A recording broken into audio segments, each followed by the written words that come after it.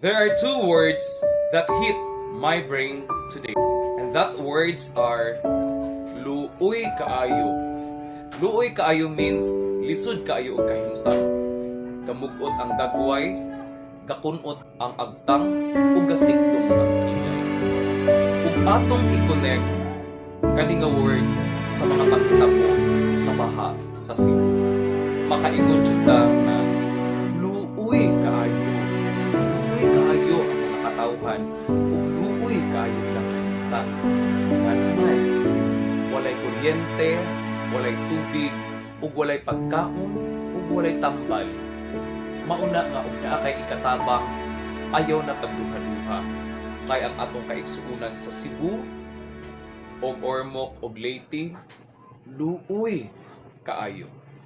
Another day, another super pack na pack, another POV. Maayong buntag.